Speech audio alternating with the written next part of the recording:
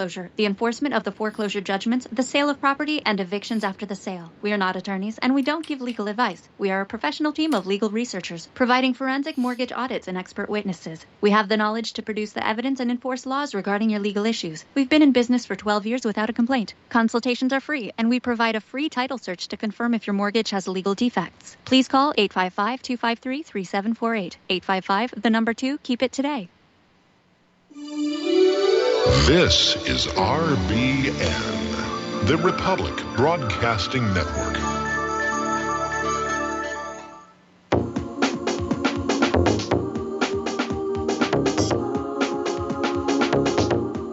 What Really Happened with your host, Mike Rivero. You're listening to the Republic Broadcasting Network, where you'll find out what the Fukushima's going on. Welcome to our show today. It is Wednesday, March 31st, 2021, the last day of the month here. We're going to be in April tomorrow, and we've got a lot to talk about, a lot of news happening. Nothing major, but a lot of nattering and gromishing going on, so we're going to be getting into that. Mike is in our control room, twiddling the dials, keeping us out of trouble, and as usual, we're going to do news for an hour, then we're going to open up the phone lines for people to call in with their comments, questions, opinions, and so forth.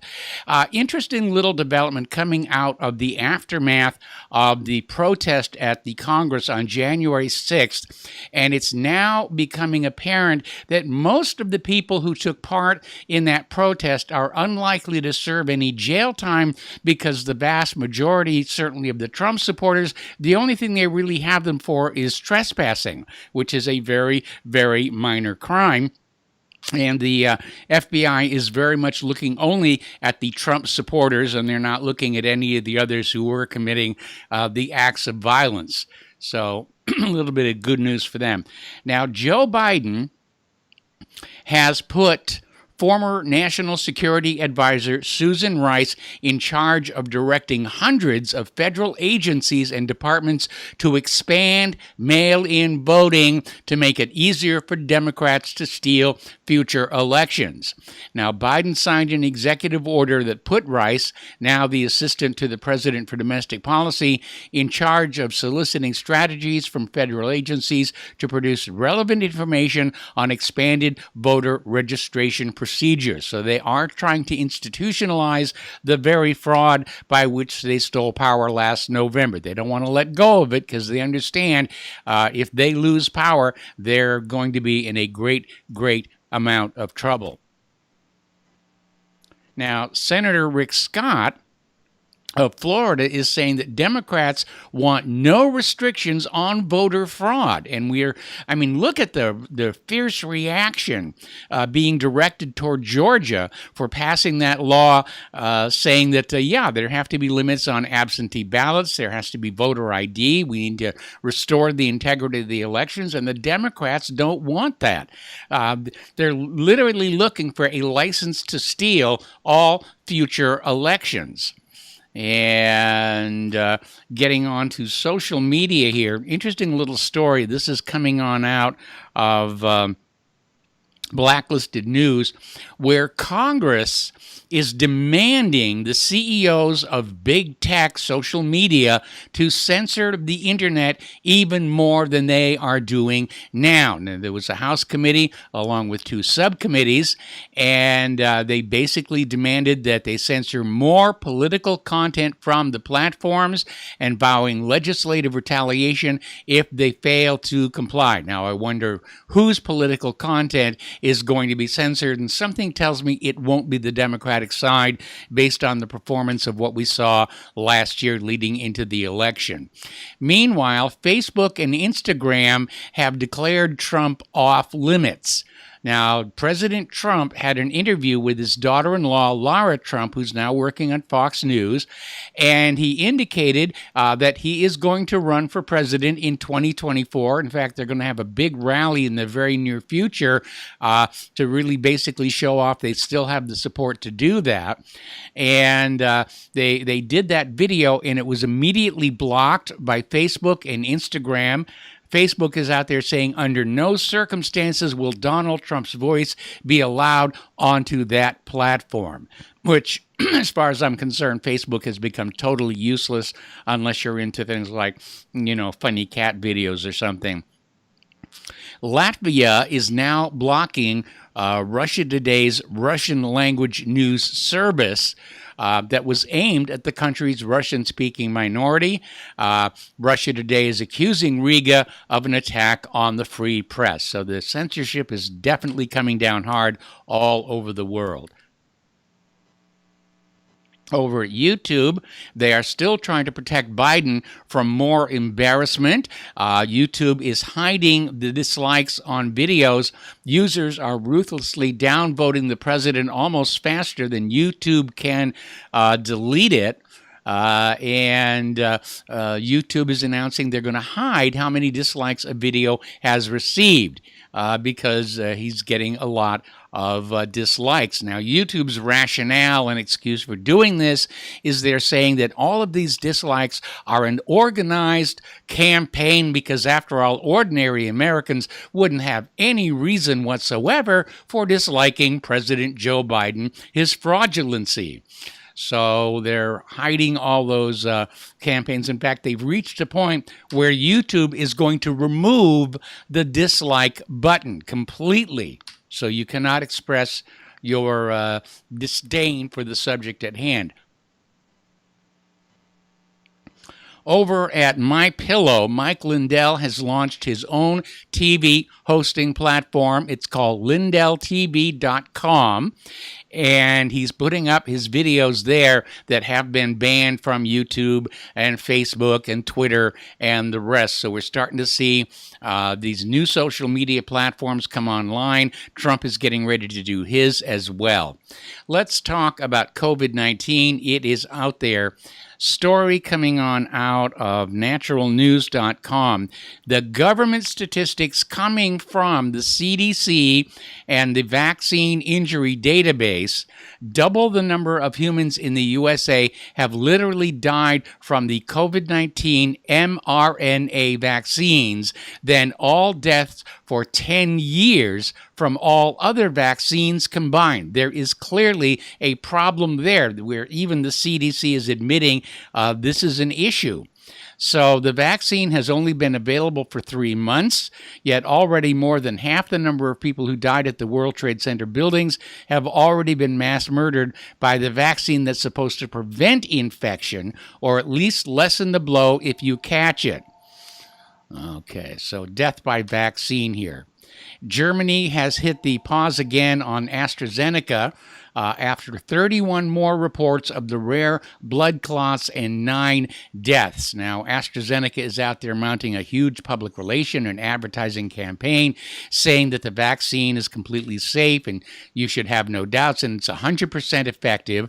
And like most bookkeepers, I distrust numbers that end in zeros or fives. Another story on the same topic, this one from, excuse me just a second, from sciencemag.org, talking about this rare clotting disorder may in fact impact the world's expectations for AstraZeneca's COVID-19 vaccine. They rushed these all through. They haven't been properly tested. They are being used under an emergency authorization. I saw a cute cartoon earlier in the day of 2 rats sitting in a cage, and one says, "Are you going to get the vaccine?" And the other rat says, "No, they haven't finished human testing yet." All righty. Now, Claire and I, when we got the Johnson & Johnson vaccine, we did so because at that time there were no reports of adverse reactions. Unfortunately, that is no longer true. Over in Virginia, 74-year-old Richard Terrell got the Johnson & Johnson vaccine. 4 days later, he started developing this severe reaction where his skin was burning, swelling, turning red, and actually started to peel off like a really, really bad sunburn. Over in North Carolina, a professor at North Carolina College basically taught at the Appalachian State University. She passed away just 24 hours after getting the Johnson & Johnson shot. Now, the local medical examiner actually said the vaccine was a significant contributor to her death, but I guarantee you, you will never see that in the final report or obituary, or if there is any media coverage of this death, they won't mention the vaccine at all, because it's all about the Benjamins here. And these pharmaceutical companies, they throw huge amounts of money at the news media in order to control their content. Meanwhile, the number regarding pregnant women who suffer a miscarriage after having the vaccine continues to increase. It is now up to 400. It has increased rather by 483% in just 7 weeks' time. And so they're trying to hide it, but at some point it's going to become too obvious that something went hideously wrong with this whole program. Meanwhile, we're seeing another article out of Natural News reminding us again that vitamin D deficiency seems to be a common factor in all COVID hospitalizations and death. Okay, so get out in the sun and get your vitamin D here.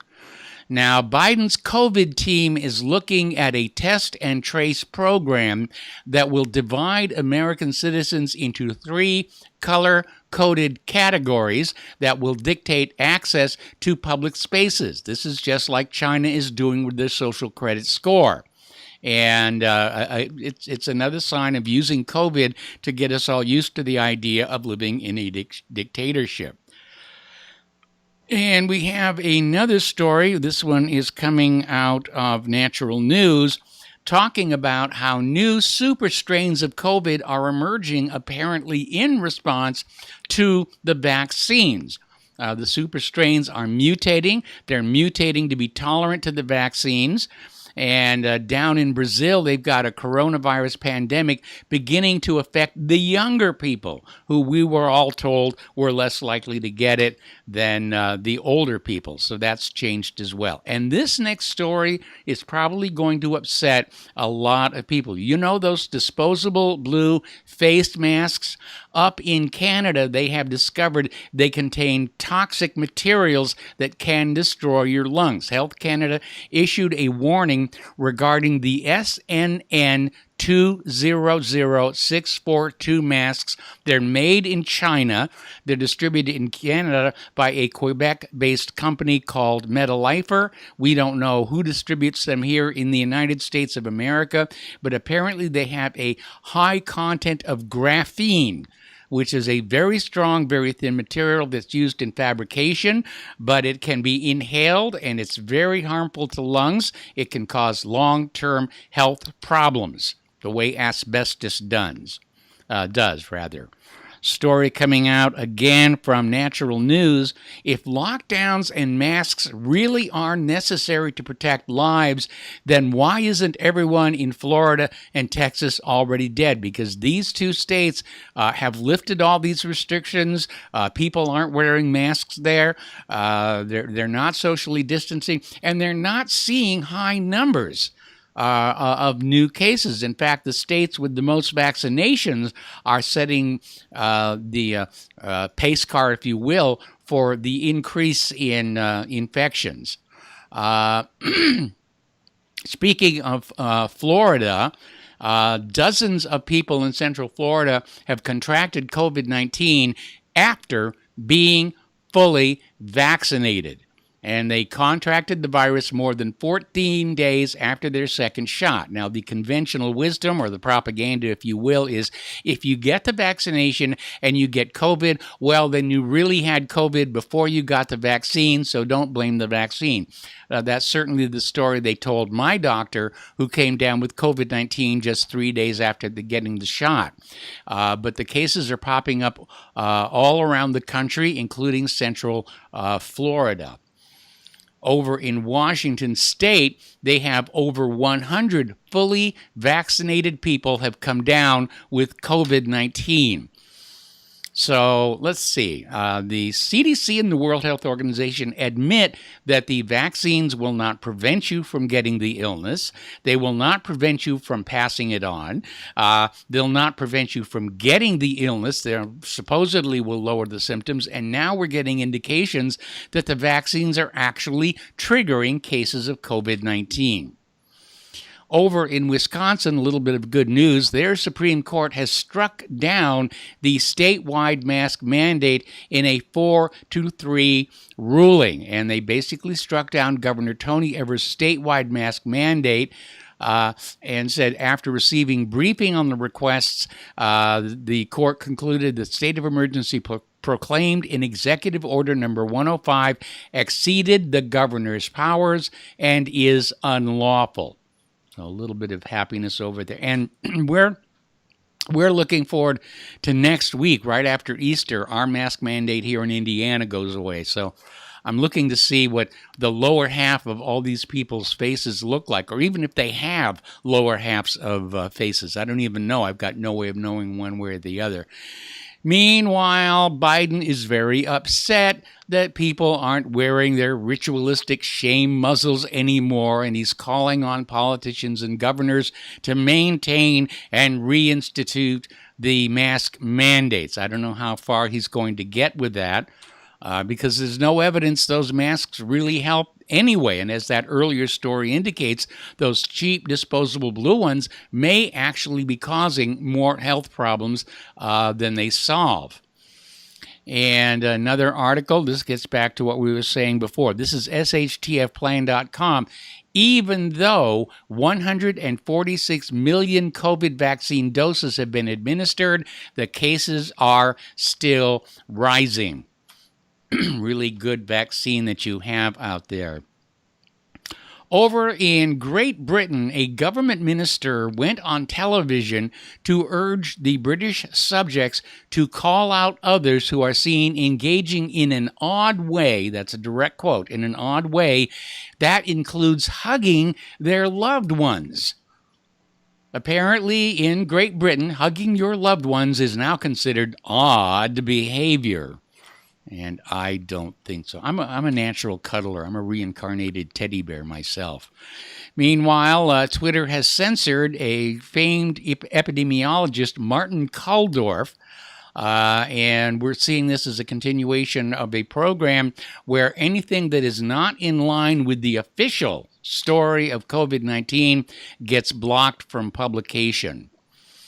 Now, a lot of people, and I am one of them, when we're dealing with medical issues or when the doctor prescribes new medication, we go on out on the search engines to do a little bit of research. And my doctor says that's okay. They want the patients to be as involved in their health care as the doctors are, even if I come on in and tell the doctor you're wrong occasionally. But according to this story that came on out of Science Focus, they're saying that there's a new study saying that, doing a web search on symptoms, it can actually be good for you because, first of all, it can tell you that if your worst fear diagnosis is not true, and it'll put you on the right track so you can go to your doctor and say, this is what I think may be going on based on the online research. Now, one of the things I do is anytime I get a new medication from my doctor, the first thing I'll do is check for adverse effects and withdrawal symptoms online, because what is in that little computer in the doctor's office are all the positive things about the medication, and very few of the negative issues are there. You have to pull that little, really tiny piece of paper out of the vaccine or out of the medication packaging and try and read that, which takes a microscope. And I've discovered that some of the stuff the doctor wanted to give me really wasn't all that good, and I put my foot down and said, absolutely not. Turning to the international news now, the Taliban leaders have been summoned to Peshawar in Pakistan for what is being called war planning. And the Afghan security forces say they're fully prepared to crush any hostile move by the Taliban. Meanwhile, the Taliban apparently see that they've already won the war in Afghanistan. And this has been going on for 20 years. And the Taliban says things are effectively over. We just need to convince everybody to go on home and let us mind our own business. It's not going to happen. The Taliban are very much anti-drug, and when they were in charge in Afghanistan, they eradicated the opium poppy crops. And under U.S. Occupation, the poppies are blooming and bumper crops and cheap heroin is flowing into the U.S. and Russia. Okay, we got to take a break for commercials, and we'll be right back.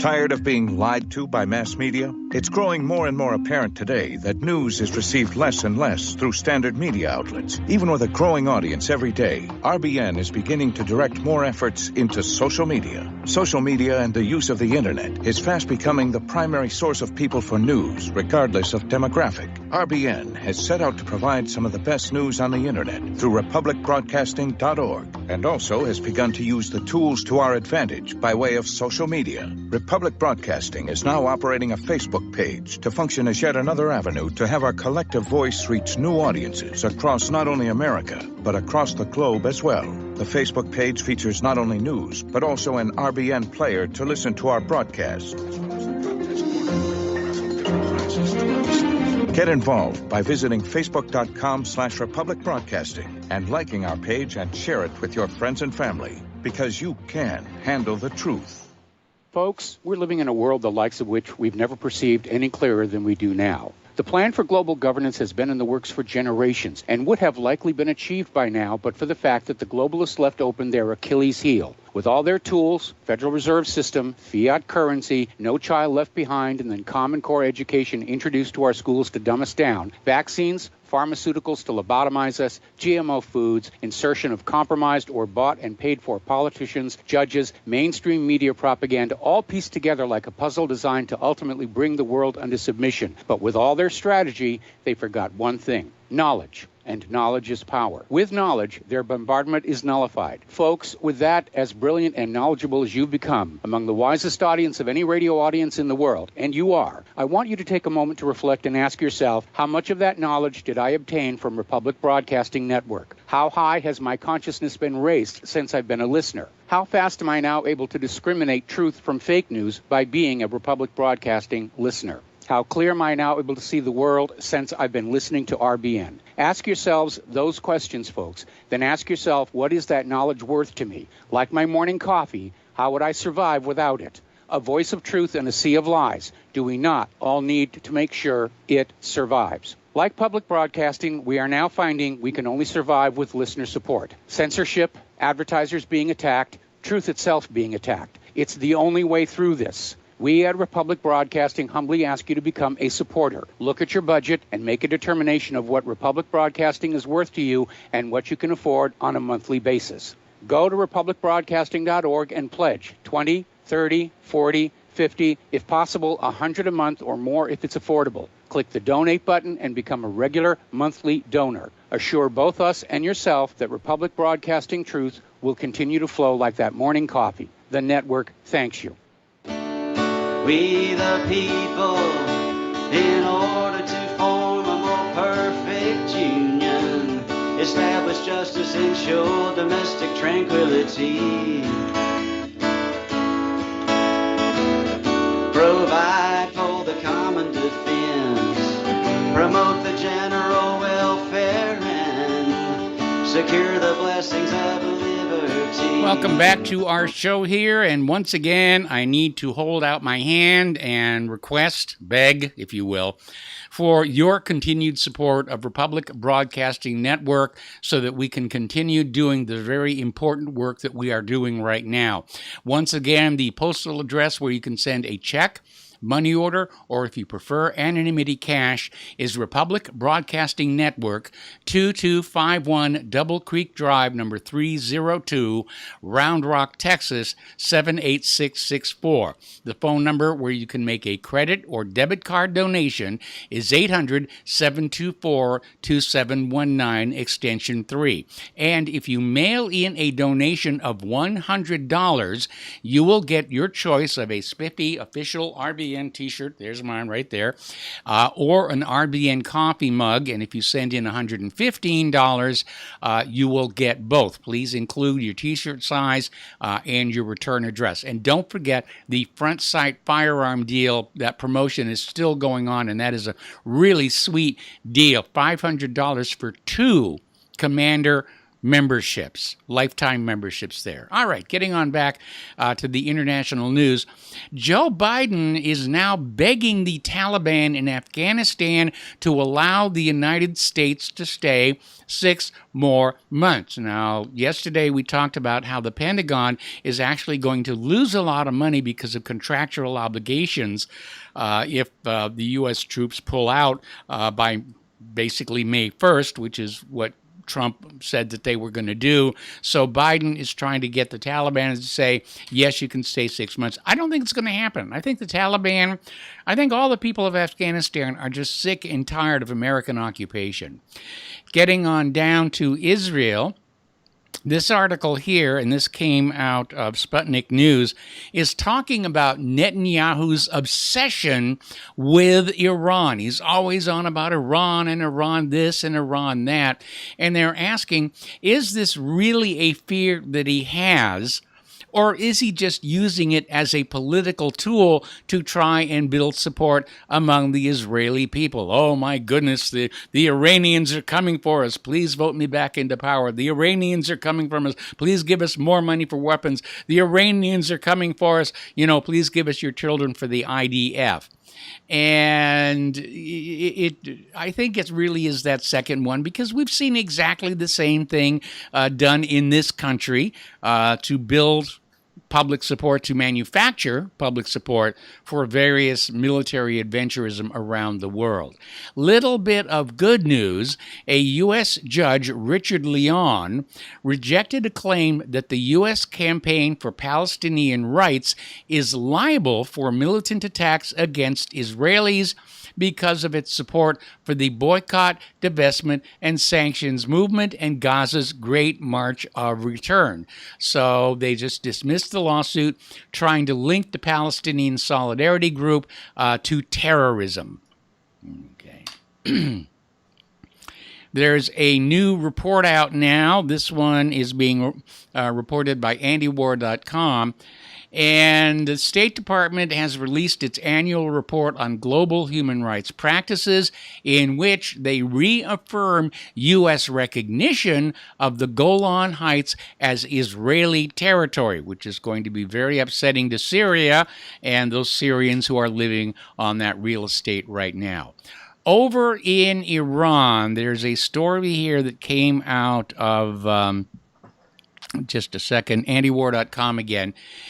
And the headline is a little misleading, because the headline reads, Iran rejects ending 20% enrichment for some sanctions relief. And what's actually going on is Iran will end 20% enrichment for all the sanctions to be lifted to go back to the agreement of the P5+1 Joint Comprehensive Plan of Action Treaty. And they're saying that if the U.S. wants Iran to go back to the terms of the P5+1, then the United States must do so as well. And what the United States is doing is saying, end the 20% enrichment, and we'll lift a couple of sanctions here and there as we see fit. And Iran is not going to go for that. Meanwhile, President Hassan Rouhani has dismissed as lies U.S. claims it needs a few months to lift the anti-Iran sanctions and return to compliance with the 2015 nuclear deal. But Rouhani is saying the sanctions can be lifted in a single hour.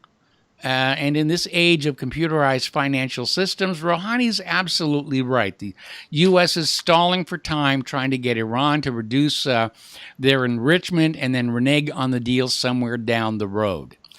Meanwhile, the leaders of Russia, France, and Germany, who are also signatories to the P5+1 deal, they got together to discuss the deal and trying to figure out a way to get it back on track.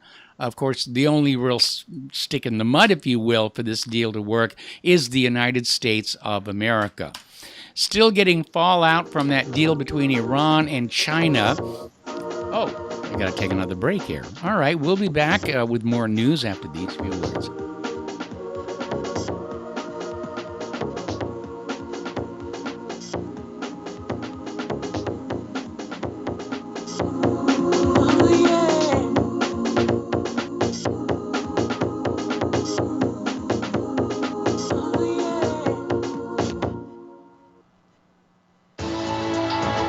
You are tuned in to the Republic Broadcasting Network.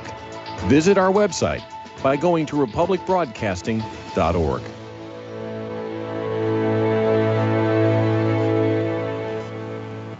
Homeowners, are you in foreclosure, expecting to be served with a foreclosure lawsuit, or suspect your lender has coerced you into an illegal mortgage transaction?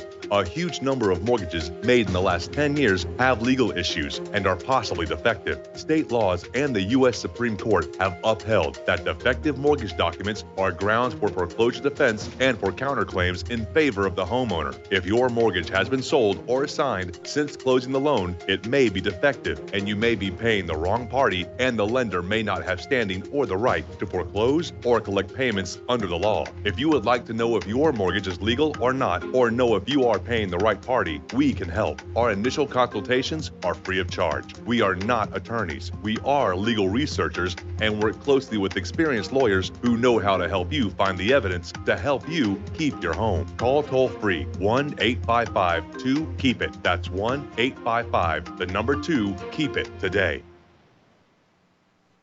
Ladies and gentlemen, J.R. Moore here. We have a special promotion going on at Republic Broadcasting. This is a fundraiser for Republic Broadcasting involving the energy cleaner. Mail me a postcard. My address is at my website at thelibertyman.com. We pick a postcard every other Thursday. When your postcard is drawn out, you get to buy an energy cleaner for $215 instead of $285, $70 discount. $200 goes to Republic Broadcasting. You also get a 10% discount on my mattress pads. So get those postcards in, put your name, your telephone number, your email address on there, and when your postcard is drawn, you get to get an energy cleaner for $215 instead of $285. Mattress pads, 10% off. Help us out at Republic Broadcasting and help yourself to get an energy cleaner at a deep discount. It's a win-win situation for everybody. We hope you can get these postcards in soon. Thank you very much. Have you been looking for a trusted long-term storable food company? We have a solution for you. Simply Clean Foods is dedicated to providing the best quality food you can buy next to fresh from a farmer's market. Our line of resealable fruits, vegetables, and meats are suitable for everyday use, and you won't have to worry about throwing away valuable groceries ever again. Our food is completely GMO-free, and our stringent quality controls, plus testing for heavy metals, makes us unique in the storable foods market. Simply Clean Foods' primary focus is to bring clean food to people all around the world and change the way we look at freeze-dried food in our daily cooking. When you purchase from simplycleanfoods.net, not only will you be receiving high-quality food, but you will also be supporting veterans in need across the country and those who are affected by natural disasters. Right now, Amazon Prime members will receive fast 2-day shipping. Go to simplycleanfoods.net. That's simplycleanfoods.net. But do it today. Politicians and preachers once sometimes told the truth. We didn't throw war's first stone and sacrifice our finest youth. With no video games or cell phones, a house felt like a home. Children fought and played together instead of on a computer alone.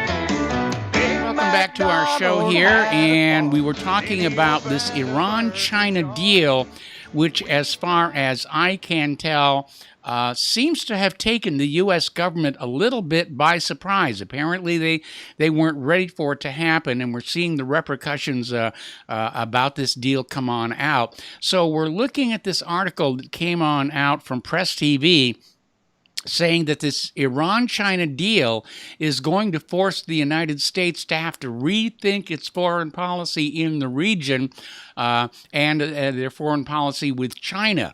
Now, the Iran-China deal is primarily economic. It's intelligence sharing, which is annoying the heck out of Israel. It is not a true alliance, but I think we have to recognize the possibility that if the United States or Israel does attack Iran, it will be seen as a threat to China's economic interests, and China will be responding in some way. So they're going to have to rethink that. I think it's a major setback for the United States, to be very, very honest. Over in Myanmar, apparently ground troops are advancing. This is a major armed ethnic group, and they're trying to defend their territory from what they said were thousands of government troops advancing from all fronts, and urged the international community and neighbor Thailand to protect their people. Meanwhile, the United States has ordered the evacuation of all non-emergency diplomats and families from Myanmar, which may indicate that we are on the verge of yet another military intervention over there. Up in Ukraine, in the port of Odessa, a U.S. cargo ship has docked there carrying 350 tons of military equipment and vehicles for Ukraine's armed forces. And all of the equipment is expected to be unloaded by mid-Friday. The cargo ship is flying the American flag. It's a U.S. cargo ship. It's not Panama registered or anything. And apparently, among all the other military equipment, the ship carried 35 HMMWV military trucks, which are big, heavy-duty vehicles there. Now, what's Ukraine going to do? Go into Crimea? I think that would be a mistake. I think Russia would feel they would have to respond, and we'd be into World War III. But according to this article over in UNS.com, the most likely target is a re-escalation of the war in Donbass. And Donbass, like Crimea, doesn't want to be part of a Ukraine that doesn't have a government representing the interests of the Ukrainian people. So they're definitely... it looks like something is going to happen there as well. Here a war, there a war, everywhere a war. Meanwhile, another article on the same topic, this from Zero Hedge. Biden's Ukrainian Putin push may lead to World War III. Now, Biden was in charge of much of the so-called Ukraine project during Obama's time in office. And recently, he's been saying some rather nasty things about Putin. Now, Russia state sources are alleging that Washington, under the Biden administration, is ramping up military aid to Ukraine. And they're talking about this cargo ship, the Ocean Glory, which is delivering this 350 tons of military equipment to Kiev. Down in Egypt, their president has issued a warning saying that the Nile water is untouchable, and this appears to be a reference to Ethiopia, which is currently building a giant dam on the Nile's main tributary, which in turn is threatening to reduce the amount of water flowing into Egypt itself. So there may be some tensions there as well. Story coming on out of informationliberation.com here, talking about the U.S. Navy's extremism training. And the liberal bias is there because pushing the Black Lives Matter movement at work on duty is okay, but you're not supposed to discuss, quote, politically partisan issues, end quote. For example, saying it's okay to be white could could see you wind up in the brig or demoted. Story coming on out of responsible statecraft. they're talking about the New York Slimes, which back on the 12th published an editorial talking about the F-35 and describing it as the fighter jet that's too pricey to fail. So they're trying to defend the F-35 boondoggle. They're trying to keep it going. They're trying to keep all that money flowing out of your pocket and into the pockets of the defense contractors in various states across the country. And, for more than 10 years, the F-35 has attracted negative reviews for bad design, runaway costs, an inability to show up in combat, unfavorable comparisons to other aircrafts, especially the ones it wants to replace, along with other problems. And they still can't get that fancy schmancy helmet to work and present accurate information to the pilots. Little bit of good news, and this one is coming out of the Hill. Congress is getting ready to basically try and rein in Biden's war powers. Now, if you'll remember, under the Constitution, only the Congress can declare a war. But back during the Bush administration, Congress was arm-twisted into passing the authorization for the use of military force, which was basically a carte blanche for Bush to start wars all over the Middle East. And that same authorization has been used by subsequent administrations, including the current one, and Congress wants to reclaim its authority to decide when and where the United States goes to full-on war. Now, under the War Powers Act, the president can send military forces anywhere in the world for 30 days, after which he either gets a declaration from the Congress or he has to basically pull the troops back. Getting into the economic news, gold miners have recorded record high margins in 2020. Apparently, it was a good year for the gold industry. And I know there's a lot of TV shows about, Bering Sea gold. And there was another one about they're up in Alaska and, modern gold mining. But gold had a really good year, and part of the reason for that, of course, is the price of gold continues to skyrocket despite efforts to keep the price down to discourage people from closing their savings accounts, closing their brokerage accounts, and getting into precious metals. But the price of gold has now reached a point where it is once again profitable to be going on out there and digging for gold in mines that had been shut down because the unit cost of extraction had exceeded the value of the gold itself. Now, we've seen this disaster unfold in the Suez Canal, where a cargo ship owned by the Evergreen Shipping Line became wedged in the canal for a few days and caused a huge backlog in shipping traffic, which they're trying to get that sorted out right now. But over in Iran, they are proposing a Russia, Iran, India north-south trade corridor as an alternative to the Suez Canal. Okay, now, Republican states are pushing back against Biden's oil lease suspension, and we know there's been a huge pushback against his shutting down of the Keystone XL pipeline.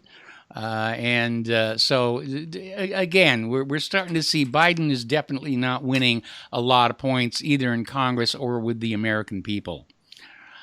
Alexandria Ocasio-Cortez is claiming that overworked Amazon staff are forced to defecate in bags in order to stay on schedule. And she is joining other Democrats calling for Amazon to allow workers to form a union. Amazon, of course, does not want that to happen. And I think Amazon is going to start grabbing robots like that new one from Boston Dynamics. It's called the Stretch, and it is designed and built specifically to do warehouse work. And I think if Amazon starts buying those, that's going to tamp down on the calls to form a union.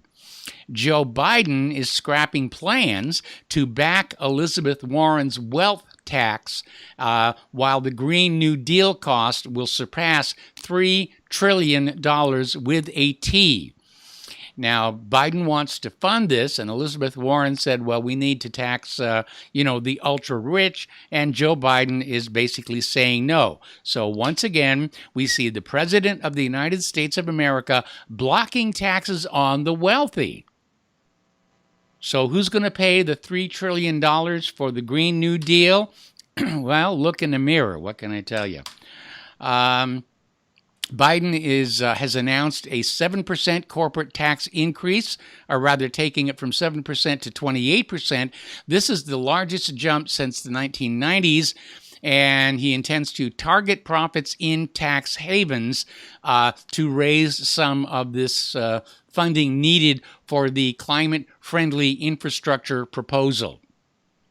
This, unfortunately, will have the effect of incentivizing a lot of these corporations to go to other countries, more tax-friendly areas. The bottom line problem is the government is taking and spending too much money from everybody. That's the problem. They keep us fighting each other, saying tax the rich versus tax the middle class versus tax the poor. We're all taxed way, way, way too much by a government that really has been unable to control their spending for decades. Up in New York, they have passed a bill legalizing recreational marijuana, which will be taxed, of course. Governor Cuomo has said prohibition has disproportionately targeted communities of color, and he may be right about that as well. They're actually looking at legalizing marijuana here in Indiana, and I'm mildly curious as to when that's going to happen. All right, talking about immigration and globalism, the Biden administration has finally allowed the media into the largest shelter for the migrant children, where 1 out of every 7 of these children has COVID. The tent structure they're being housed at is at 1,700% capacity, with 2,000 kids who've overstayed the 72-hour legal limit. And on top of it all, there is an outbreak of lice among all those kids. It's a terrible, terrible situation. And I know they shouldn't be here, and they'd probably be better off if they weren't here. But, Biden opened up those borders, and the people coming through are not being treated very well. He may actually be generating Republican voters rather than Democratic voters with this treatment. Okay. Down in Mexico, there is an unnamed individual. He's 47 years old. He's smuggled dozens of people into the United States in the SUV that crashed in California, killing 13. He has now been arrested again. He was turned in by a fellow people smuggler. So I guess it's getting to be a pretty cutthroat business down there. Alexandria Ocasio-Cortez is sounding off on the border crisis. Gives Biden a pass, of course, says the fault is imperialism, climate, and trade, and also says use of the word surge represents white supremacy, and we shouldn't be using that term at all.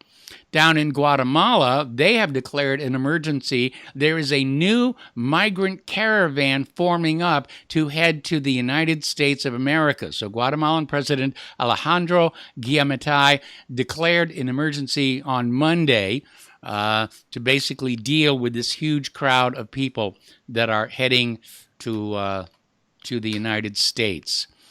Okay, we're going to try and fit in some science news, how people are interested in science. So am I, for a matter of fact.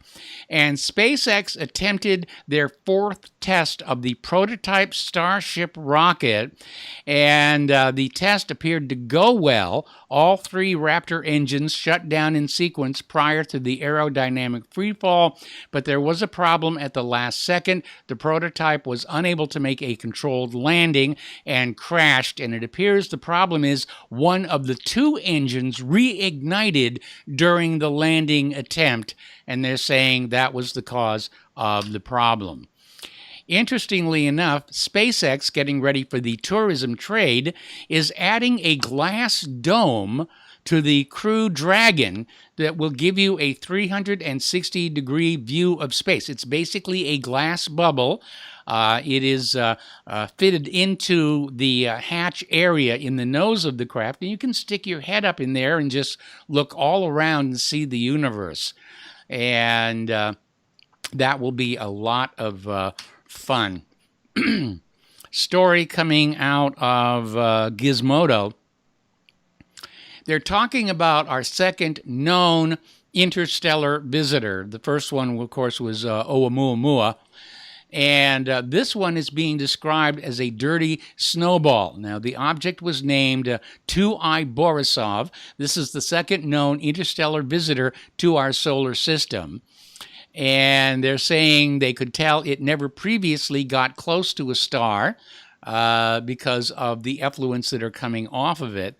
And they're saying it's basically a proto-comet, if you will. They're saying for every comet out there, there has to be a first time that it swings by a star. Now, I've been involved in science and everything. Even before I was in the movie business, I worked for NASA. And everyone was always talking about the 10th planet. Now, with Pluto having been demoted, now it's the 9th planet. And there is a story that came out of Science News for Students saying that indications of a hidden planet 9 in the solar system may be an illusion, according to a new study.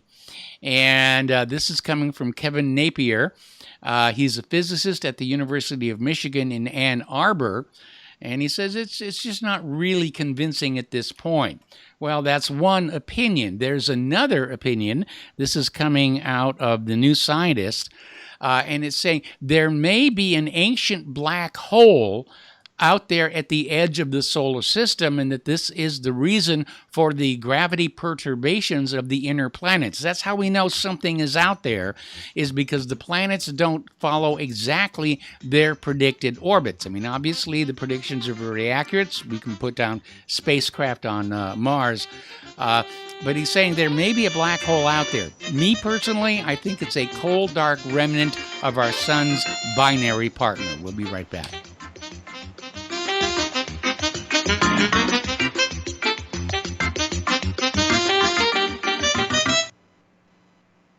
Homeowners, if your lender has gone out of business or sold your transaction to another lender or servicer, you may be the victim of a wrongful foreclosure, resulting in the loss of your home. If you've already lost your home, are in foreclosure, or even in good standing, you can challenge the mortgage transaction's illegal issue, and your property can be restored to you, and your foreclosure can be stopped or reversed, and the mortgage transaction declared unenforceable. State laws, U.S. title codes, the Uniform Commercial Codes, and U.S. Supreme Court rulings have upheld that defective mortgage documentations can reverse or stop foreclosures and enforce property title claims in favor of the homeowner. We are having successes in stopping the process of foreclosure, the enforcement of the foreclosure judgments, the sale of property, and evictions after the sale. We are not attorneys, and we don't give legal advice. We are a professional team of legal researchers, providing forensic mortgage audits and expert witnesses. We have the knowledge to produce the evidence and enforce laws regarding your legal issues. We've been in business for 12 years without a complaint. Consultations are free, and we provide a free title search to confirm if your mortgage has legal defects. Please call 855-253-3748. 855, the number 2, keep it today. Here at Republic Broadcasting Network, we have been building our online store. Well, we have been focusing on bringing you the best talk show host in the country. Here at Republic Broadcasting Network, we also want our listeners to have products they can use every day and in times of emergency. We have added new products each week to our store. Your support of this network, plus products at the best prices, is a win-win situation. Check out our new store. Go to our website, republicbroadcasting.org, and click on the online store located at the top of our website. Together, we can continue to grow RBN and help our listeners prepare for the future. Go to republicbroadcasting.org and click on our online store or call us. 800-724-2719, extension 3. 800-724-2719, extension 3.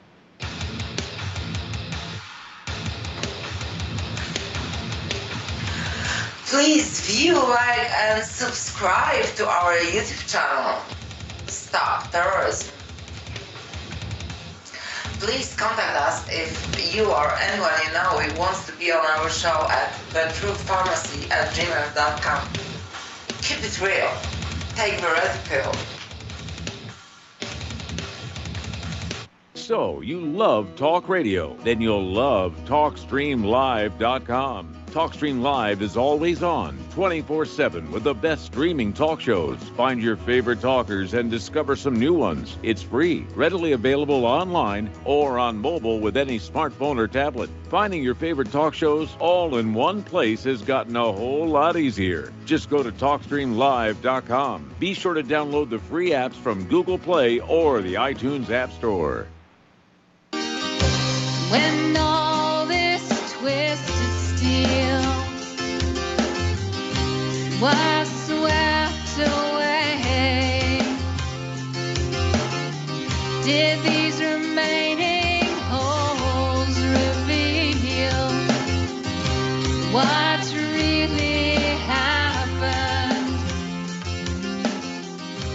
What really Welcome back to our show here. We're talking about the science news here. And up there on Mars, the Perseverance rover has basically unloaded the Ingenuity helicopter, unfolded it from its little storage bay on the underside of the rover, and now the rover is going to back away from it to give it a clear field for its takeoff and landing. And so we're apparently just days away from what will be the first powered flight on another world, and that is very exciting, and they're going to use that to get to places the rover itself cannot get to. And let's not forget there's another rover up there still doing its work, and that's Curiosity. And so we're going to see what's going on. Meanwhile, scientists have directly measured the core of Mars. This is from the InSight mission on Mars, and it's discovered the red planet's core is considerably larger than expected. NASA is beginning the final assembly of the spacecraft that is going to travel to the asteroid Psyche, and they're doing this out at the Jet Propulsion Laboratory, and they're going to be launching that out to the asteroid. Now, if memory serves me correct, Psyche is the one that is full of all kinds of very valuable minerals that corporations want to get their hands on. NASA is partnering with SpaceX, Blue Origin, and others to try and find water on the moon. And they're going to use the water as a foundation for rocket propellant, which would make it easier to get humans to Mars by stopping off at the moon first for a quick fill-up of the fuel tanks. And the issue of water on the moon has been contentious. And I remember when I was a kid, all those years ago, I actually won a science fair where I was studying objects called tektites, which I thought were splashed off of the moon to Earth. But Apollo had just finished, and the NASA was saying there was absolutely no water found in the lunar samples because, after all, everybody knew there couldn't be water. And I had discovered water inside the tektites. And so I said, we don't really have a conclusion. They can't have come from very far away, but they don't come from the moon. But I still won a small scholarship with that, and it helped me get my job at JPL as soon as I graduated high school. Years later, it came on out that NASA had found water in the Apollo moon samples, but just assumed it had to be a laboratory contaminant. And now, of course, they're saying, yeah, there actually is water. The regolith, the crystalline structure of the regolith, can hold the water against the vacuum of space. And now they're going to go up there and try and find if there's enough water to use as a reaction mass in rocket fuel. Okay, we're coming up here on the top of the hour. We're going to go ahead and open up the phone lines now. We've already got one call waiting. Area code 512-248-8252.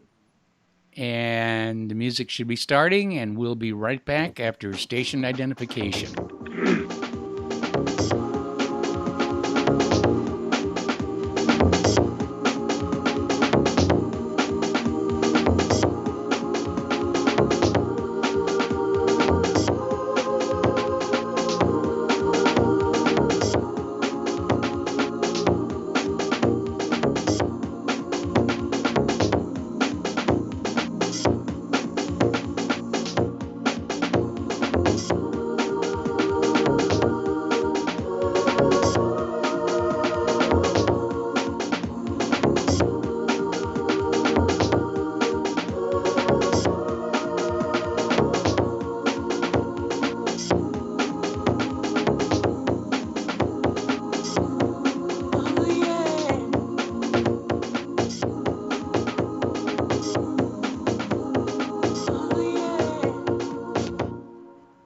happening, ladies and gentlemen? We here at RBN are working with Front Sight Firearms Training Institute to bring our audience the best in combat, tactical, and defensive firearms training. Whether you're a private citizen who is new to firearms or you have a concealed weapon permit and want a level of training that surpasses what you've received from your local gun range, Front Sight provides priceless education and skills taught by seasoned law enforcement, military, and private citizen instructors to levels that far exceed law enforcement and military standard. With nearly 1 million responsible citizens trained from every town, city, and state from across the United States, Front Sight has bolstered the Patriot movement to a whole new level. Contact Dan Sutterfield by phone at 573-762-2356 or 573-465-2356 or shoot him an email at domedan, DOMEDAN, at hotmail.com. This is a limited time opportunity. Don't miss it. You're listening to the Republic Broadcasting Network because you can handle the truth.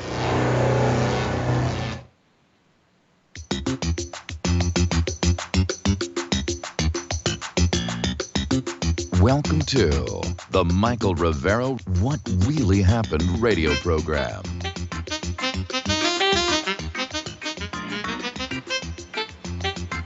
And welcome back to our show, hour number 2. And we're going to take a phone call now. We've got, let's see, Jim in New York. Hello, Jim. Welcome to the show. What's on your mind? Oh, hi, Mike. This girl, 13-year-old girl, Lucia Bremer, was shot. Did you read that story? Yes, I did. Yes, I did. Virginia, by a black juvenile. And, you know, they talk a lot about gun control, but most of the gun crimes are done by blacks. And another one months ago, Ashley Anderson, a white girl and her father were murdered by a black because of fender bender. Yeah. That was totally blacked out by the media. Yeah, I know. There's a clear bias there to not report on black crime and keep the focus on white crime. Yeah. So it's blacked out. They're going to, the next few months, they'll be putting on the fake George Floyd trial. I still think it was faked. I think it's a psyop. Well, it's certainly been turned into one. They both knew each other. They worked at the same club. So I think it's a psyop. It's fake. But there are real crimes by blacks against white people. And when they talk about Asian crimes against Asians, they're all by blacks. 90% are by blacks. And you're not allowed to talk about it. The TV blacks, quote, blacks it out. But yes. It's, you know, people, again, they still believe the television. And not as much as they used to, or they wouldn't be bothering to, you know, have social media try and shut the independent media down. That's true. Yes. Americans are waking up, but I think it's at too slow a rate. It's too slowly. I still work with a bunch of people and have relatives, and unfortunately, whatever the TV says, they just eat it up. Well, the reason for that is fear. They don't want to confront. They don't want to have to deal with what this country has become. And so it's like the good German in Nazi Germany. You know, they did what the government said, and they figured they would that no harm would come to them, which ultimately did not prove to be the case. Yes. You know, I was going to mention, you know, these people, some people that say, you know, oh, this one's a troll. I think people use that word too loosely.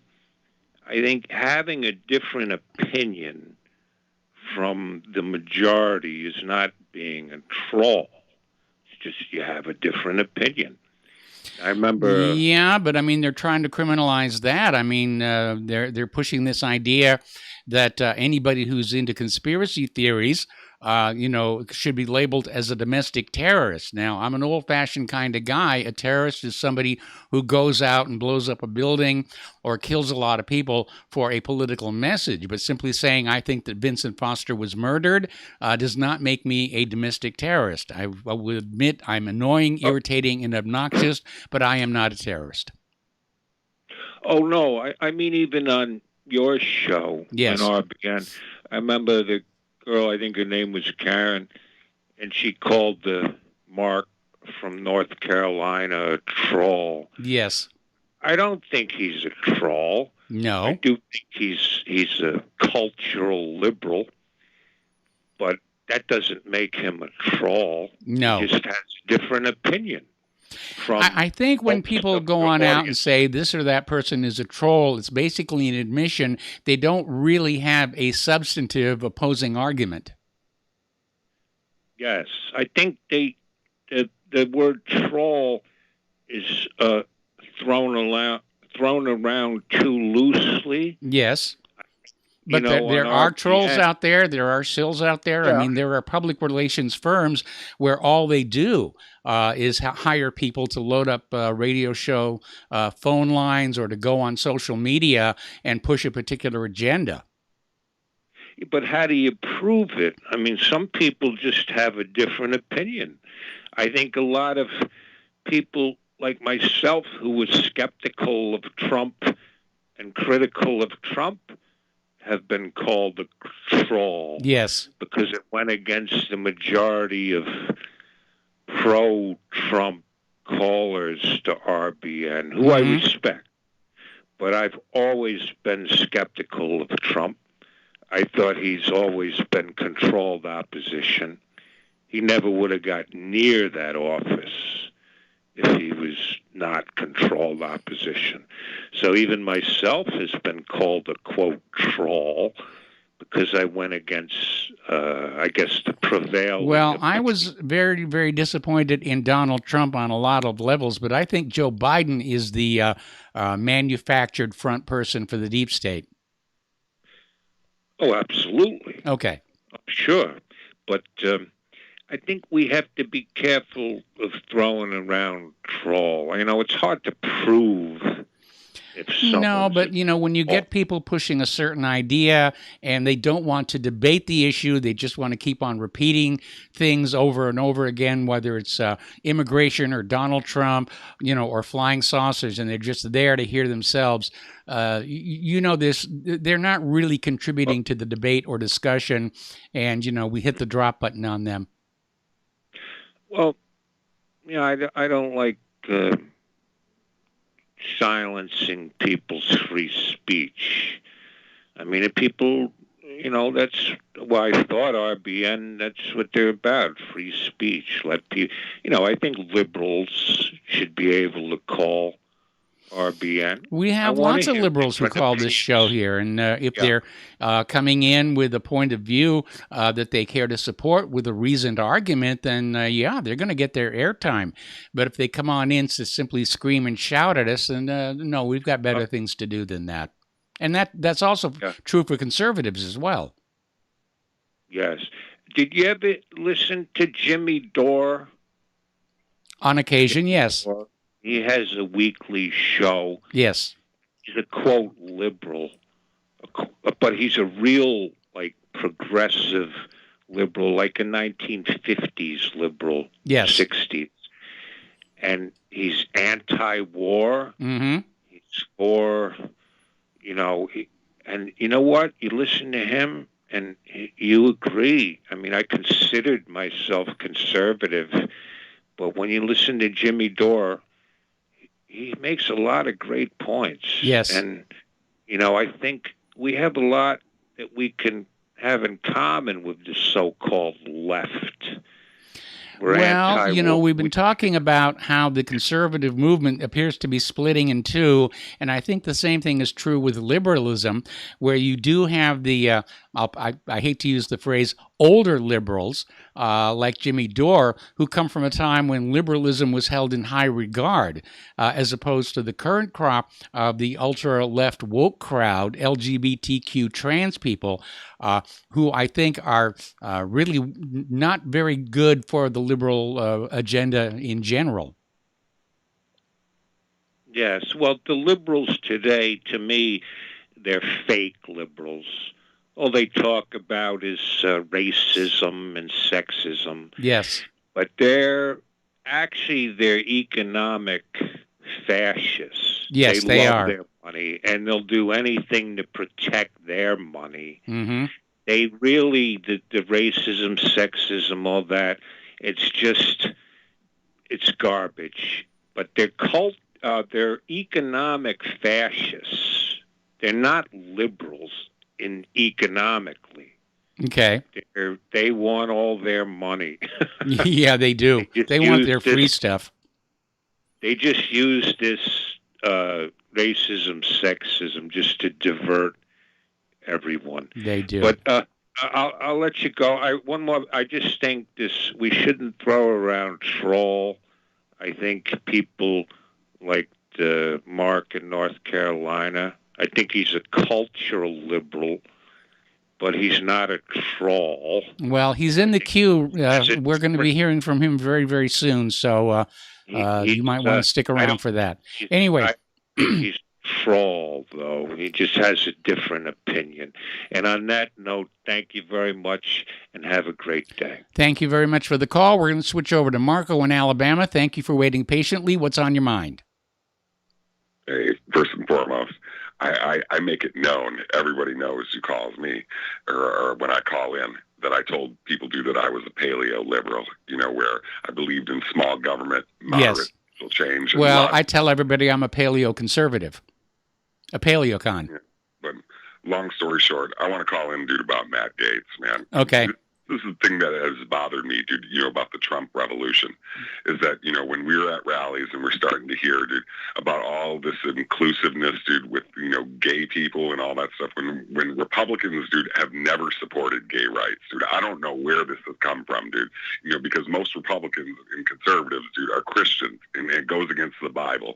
And I just think, dude, that the Republican Party has been corrupted, because, it's like we're letting these people in, and then all of a sudden, they get blackmailed by the deep state and all that stuff. I mean, the jury's still out on Matt Gaetz, but we already knew that he was gay, dude, so that was one of the problems, dude, first and foremost. And when you have these gay people, dude, that turn out, to have abused young boys, then you add the pedophile element into this, and we don't need this right now. We do not need this Gaetz right now. And then as it pertains, dude, to, the whole George Floyd thing, I mean, basically, they're going to riot whether or not. I mean, they're probably not going to a murder, dude, because, that knee on the neck, dude, was textbook police academy stuff, dude. And so they're going to get him for, like, manslaughter. And because they didn't get murdered, dude, they're going to start rioting in Minneapolis again. We need to get out there and tell the people, we're like, hey, look, we need to put an end to all this rioting and all that stuff, because you're really just destroying your own neighborhood. Yes. I mean, I got a brother, dude, who lives in Champlin, Minnesota, dude, and I go through, Minneapolis, St. Paul, dude, all the time, dude, when I go to visit him. And these people, they're just killing their own jobs. They are. They're destroying their own neighborhood. Right after the Rodney King riots, there was a joke going around in Southern California, about how these riots were basically the black people emptying their own pockets of money and then setting their own hair on fire. Exactly. I mean, I don't get to call in very much or anything like that anymore. But, in the grand scheme of things, the only reason why all of this is happening to us, the COVID stuff, the passport, the race riots, dude, all of this stuff, this is the invasion of America. What has happened to Europe 15 years ago is happening here. Instead of it being Muslims and migrants from sub-Saharan Africa, dude, it's our neighbors, dude, to the south coming over here. And they're blocking out, everything, dude, as it pertains, dude, to race and identity of criminals and all that stuff, so that they can keep, dude, this narrative white America needs to wake up and realize, dude, that we're being invaded because we are the ones, dude, that created, this society in the grand scheme of things. Yes. And these people are just mad because they can't live within our society. They don't want to live in our society. They want to bring their society with them. They want to turn America into something else. I mean, exactly. I mean, what I'm saying is this, dude, is that, it was Europeans, dude, who invented the Magna Carta, over in Europe originally, came over here, dude, to escape religious persecution and then created, the Constitution and the Bill of Rights. If we're gone, this doesn't exist. And these people have lived under, dictatorships and tribalism, and they've never even been able to get anything other than, a 2-story building erected and all that stuff, man. And I'm sorry, dude. If you're not willing to defend your tribe, dude, then you're the enemy as far as I'm concerned. I'm out. Have a good one. All right. Thanks an awful lot. We're going to go to Don in Arizona. Hello, Don. Welcome to the show. What's on your mind? Yeah, first, Mike, this guy that doesn't like the word troll. Well, and at the same time, he wants to have everybody to have free speech, except for somebody saying a word that he doesn't like. So what? This guy, he has no right to tell you how to run your radio station, radio program. Okay, well, I gave him a fair hearing, but I will run this show the way I feel the show should be run. Here in Arizona, the Governor Ducey, who has earned the nickname Governor Douchebag, some people call him. Okay. He's a pretty good, for a rhino, he's not too bad. And finally, he did do away with the masks. What he said was the masks, before he made some kind of a gubernatorial proclamation that every county or city can do what they want to. They can prohibit masks if they want to. So, but then now he's saying they can't do that anymore. So, but our mayor here in Tucson, Arizona, still is saying she's trying to make brownie points with the Democratic Party, I guess, and she's saying we will ignore Ducey, but she has no legal authority to make people wear masks. She's only a mayor. The That's authority true. came from, as I understand it, I'm not a lawyer, but I understand what the very tenuous authority for masks, which was there was never really law. No, there's no actual legal basis for it. It's been a coercive recommendation, I guess is a good way to describe it, and that applies to the governor's level as well as the mayor's. Yeah, it started with with Trump. Trump said every governor can do what they want. And that gave the authority, whatever authority there was, came from Trump originally, then the governor. That only applies if Trump had the authority to order American people to wear masks. And I don't think that's there. That's what I mean. When I said again, it was a coercive suggestion. Yeah, well, we make believe that they somehow had the right. I agree with you. They have no right. Nope. To tell people what to do? What the article of clothing to wear on your body? That's ridiculous. Then next they'll be saying you have to wear a cowboy hat or something. I mean, but anyway. Well, they're going to have little colored bracelets in 3 colors that you're going to have to wear to have access to supermarkets and sports venues and things like that. I don't know. They say that, but yeah. A lot of people have already said they're not going to take the vaccine. I mean, including soldiers and these groups like soldiers and health professionals. They say no way. Yeah.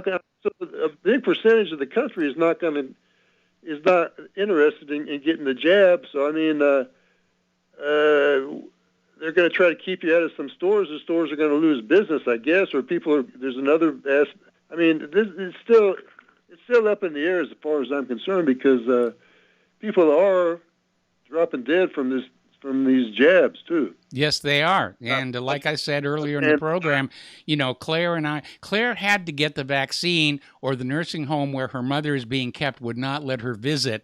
And when we were over there, we had to drive like an hour to find some place that had the Johnson & Johnson vaccine. And I never would have taken the mRNA, but we figured, at least at that time, it sounded like the Johnson & Johnson vaccine was relatively safe. Now, unfortunately, after the fact, we're learning that it's not entirely safe. Right. But anyway, my gym. I can go. I told them when they started the masks, they said that you have to have a mask because this mayor of the Pima County and this Democratic machine, they tried to get tough with all these businesses. Say you got to have a mask. And so yeah. Some of the businesses did cave, although they didn't have to, but they wanted to stay on the right side of the mayor. Yes. I guess. So, but now the gym that I used to belong to, they're saying you don't have to have a mask anymore, and they're saying we still recommend that you wear them. Well, good luck with that. Recommending. Well, we got the same thing in Indiana. The official mandate from the governor expires on the 5th. They're suggesting we continue to wear the masks, but I'm not expecting to see anybody wear a mask at all. I want to see those lower half of the faces now. Anyway, Don, we're going to have to let you go. We got to take a break for commercials. Right. We've got Mark in North Carolina is going to be on the phone right after the commercial break, and I'm sure his ears are already burning. We'll be right back.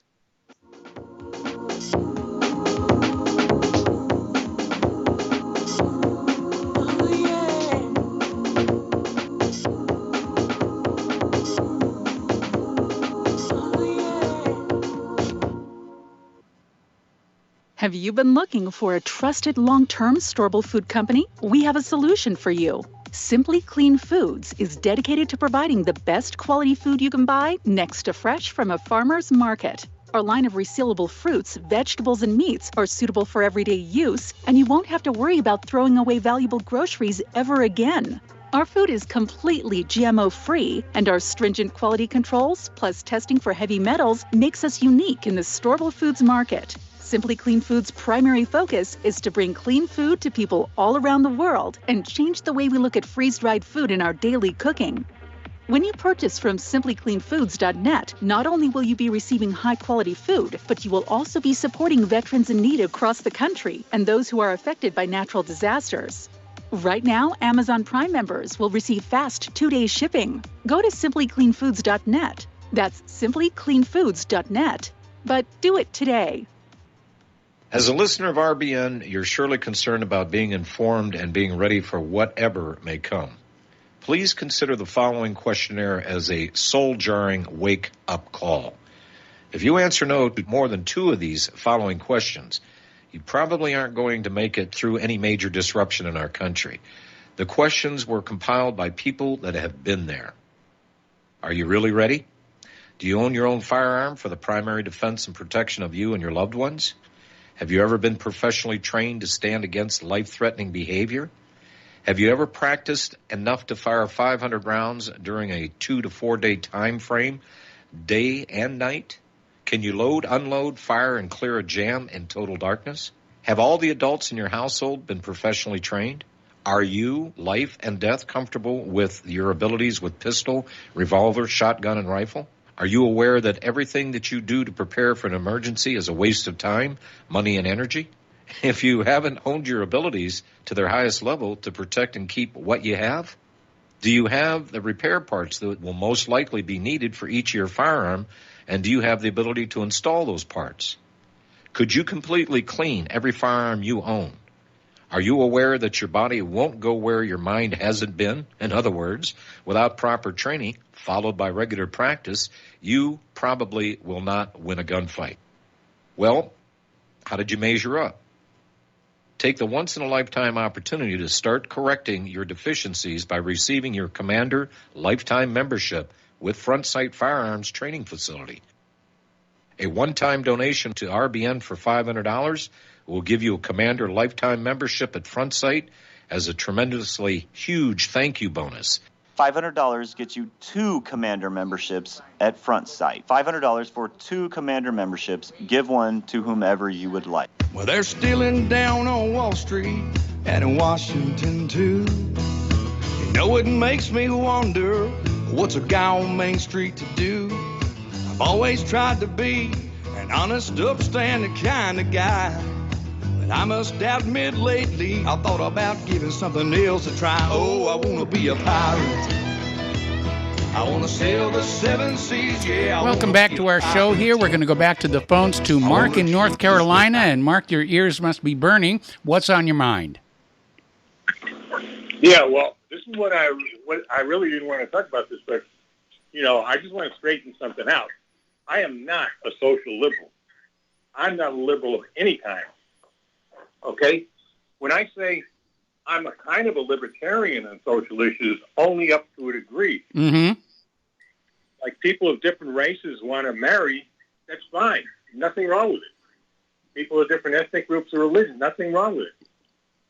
Even if two men or women want to say they're married, as far as I'm concerned, whatever floats your boat. But don't expect me to accept it. I don't think it's normal. Okay, I think that's crazy.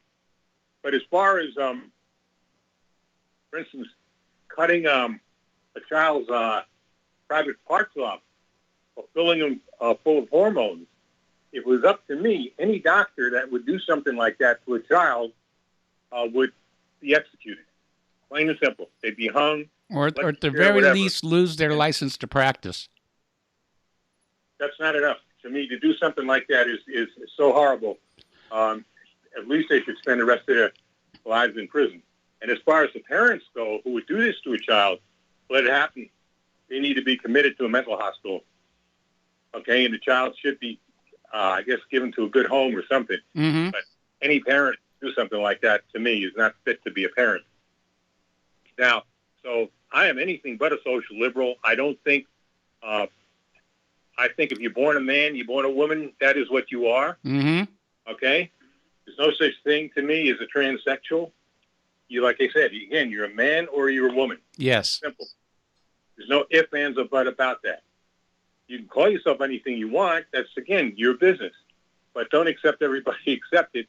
And it crosses the line when you start allowing these horrible operations like that or sex or hormone, pouring hormones into children. I don't even think it should be allowed, by the way, on a grown-up. If you're going to have your private parts cut off or have dangerous hormones put in you, there's something wrong with you. Okay, you need help. Well, I would tend to agree with that part as well. But once you're an adult, again, live and let live. It's just I draw the line at children. I do too, but even as an adult, I mean, for a doctor to do those type of things, I'm not saying necessarily to in effect, you're giving in to somebody's mental illness. That doctor should be held responsible for that. But anyway, what I really wanted to talk about, like I said, I'm anything but a liberal of any kind. Okay. I consider myself a populist. Some things I'm conservative on, some things I'm liberal on. And that's another thing I want to explain. You know what you were talking about before with Russia again, with Ukraine? Yes. I watch the Duran sometimes, and, they're online. They're at the, I don't know whether you know who they are, but they're really good. And they were saying the other day about Ukraine. They believe what the West wants to do, what the United States probably wants to do, NATO. They want the Russians to probably incorporate the eastern part of Ukraine, or maybe even the whole Ukraine. There's nothing they can do about it. The West couldn't do a thing about it, because at least not as far as war goes. But this would give them an excuse to cut Russia off, to, for instance, more sanctions and all that. Yes. They said that might have worked back in 2014 when Russia was not as economically strong. But right now, Russia has a very good, well-diversified economy. Yes, they do. Very close to China. They're very close to China and in Iran. There's a lot of trade going on, and they would be able to deal with it now. Europe needs Russia more than Russia really needs Europe, especially with that oil they've got, and plus food, too. Yes. And GMO-free food. Yeah, exactly, which I really applaud them for. Well, they keep pouring this garbage on us, the GMO garbage. Now you're trying to turn us into GMO. So with these vaccines, Mm-hmm. the GMO vaccine. And that's a shame. Unfortunately, one of my sons just got his first MRI. What's it? RMNA. I warned him not to do it. He did it anyway. I just pray to God that he'll be okay. Okay, so far seems to be so good, but there's no way I'm going to take that vaccine. Okay, no way. And I think before they try to force it on us, I think there will be a civil war. I don't think the American people are ready to take this garbage. You know? Well, there is a lot of anger out there right now that I'm sensing, and I think that's the reason why the Biden administration is really trying to find some way to confiscate all the guns. They're not interested in stopping crime. Criminals will get the guns. It'll just become another item that's being smuggled across the border right alongside the drugs. I mean, seriously, can you imagine somebody with a plane full of cocaine in South America saying, well, I better not put this AR-15 in there or I'll really be in trouble? No, it'll just be a new business for the smugglers, and the criminals will steal however much it takes to buy the guns. And again, I'm using AR-15 because that's the government's favorite object of hate. But most crime is committed with these small, easily disposable Saturday night special handguns. Well, thank God for people like Rick DeSantis of Florida. Okay, Mark, I know you want to talk about Amazon, so I'm going to put you on hold, and we're going to come back after these few words.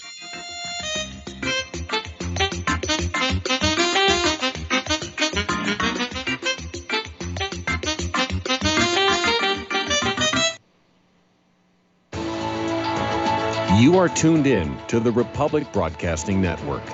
Visit our website by going to republicbroadcasting.org.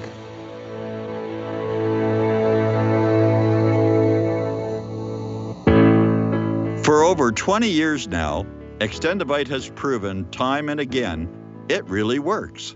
Here is a testimonial from Amazon.com. I received an arterial switch at birth. In my mid-20s, I started getting slight runs of NSVT. Nothing too serious, but enough to cause worry.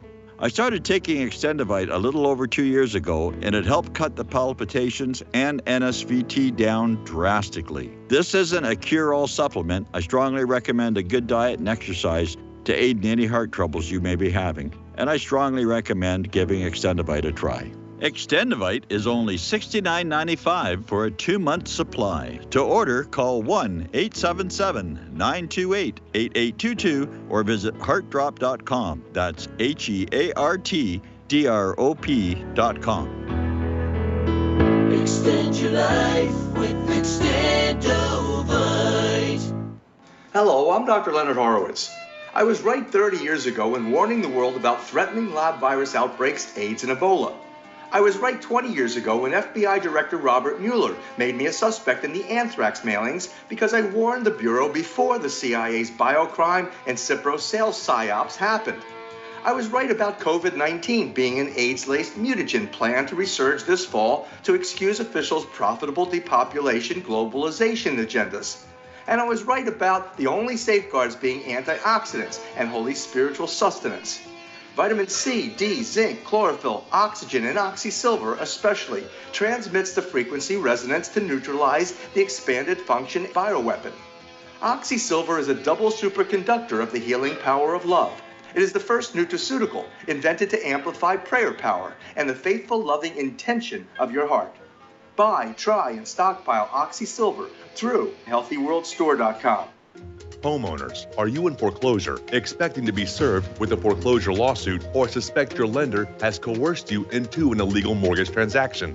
A huge number of mortgages made in the last 10 years have legal issues and are possibly defective. State laws and the U.S. Supreme Court have upheld that defective mortgage documents are grounds for foreclosure defense and for counterclaims in favor of the homeowner. If your mortgage has been sold or assigned since closing the loan, it may be defective and you may be paying the wrong party, and the lender may not have standing or the right to foreclose or collect payments under the law. If you would like to know if your mortgage is legal or not, or know if you are paying the right party, we can help. Our initial consultations are free of charge. We are not attorneys. We are legal researchers and work closely with experienced lawyers who know how to help you find the evidence to help you keep your home. Call toll-free 1-855-2-KEEP-IT. That's 1-855-2-KEEP-IT today.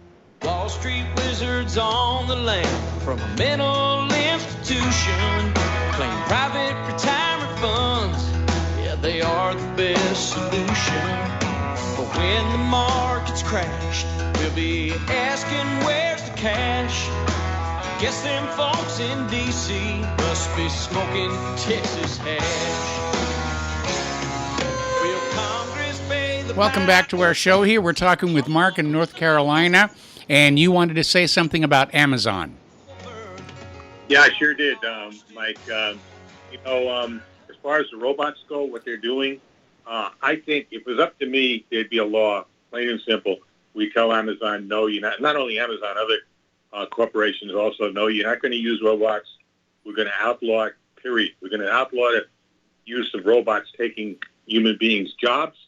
And if you move out of the country, anything you import back into the country, or anything you export back into the country, we'll tax it like 30%.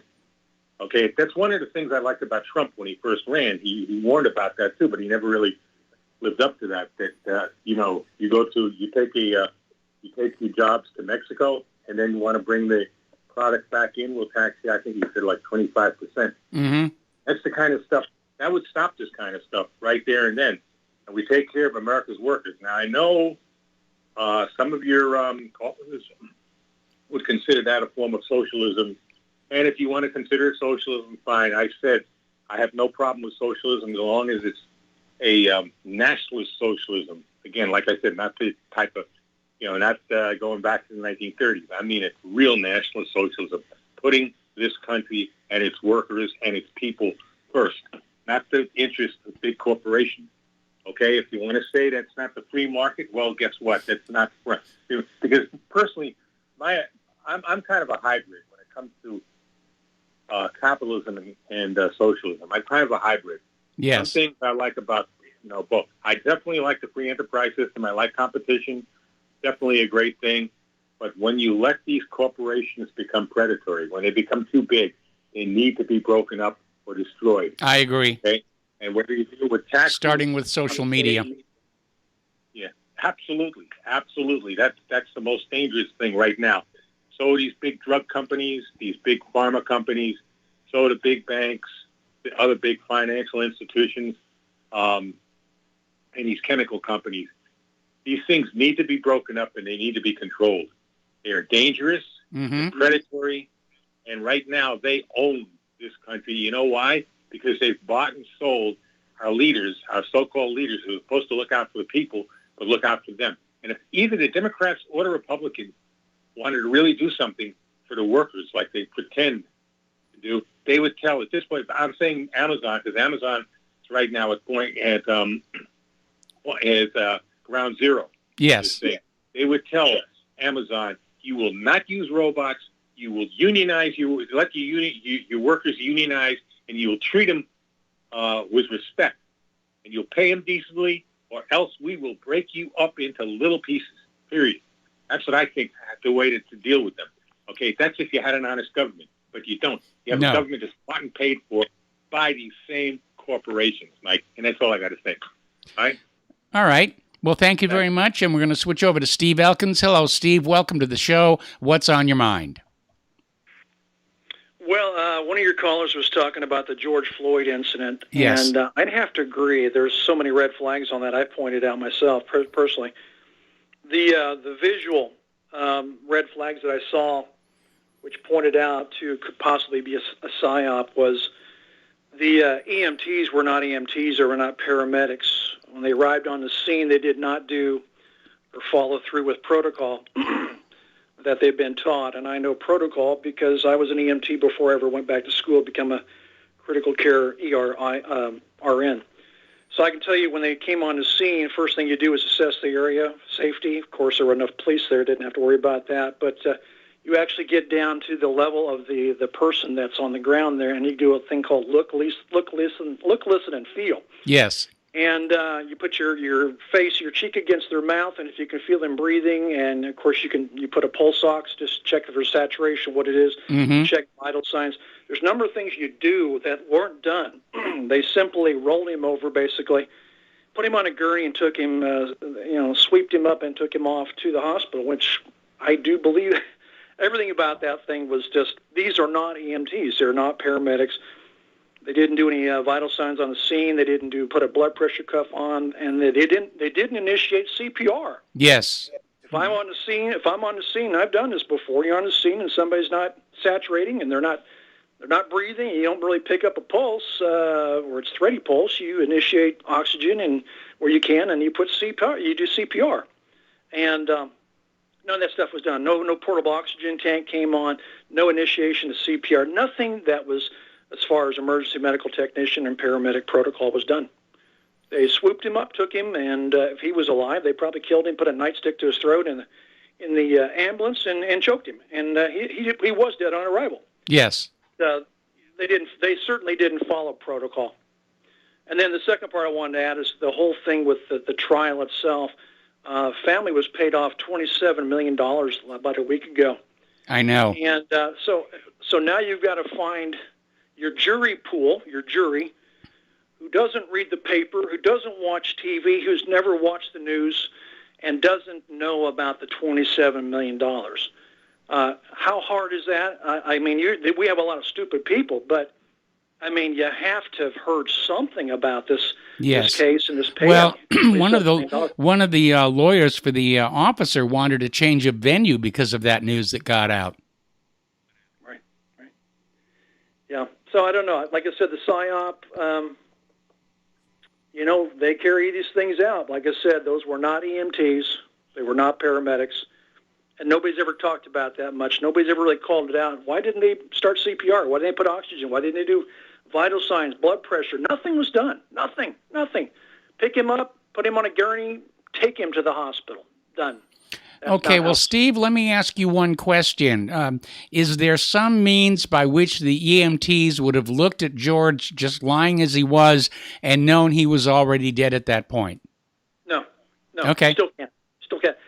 Because I tell you what, I've done codes on people for almost an hour, so on children even longer than that. And I've done CPR for the entire time. We usually do switch off, your turn, my turn, because CPR for 1 hour straight is nearly impossible. Yes. The rate you have to do it. Impossible, so we do a tag team type thing. No, you give every possible chance to bring back life when there is no life. Unless he was decapitated, totally different scenario. Yeah, we don't do anything at all. We get the scene, there's no head on the body.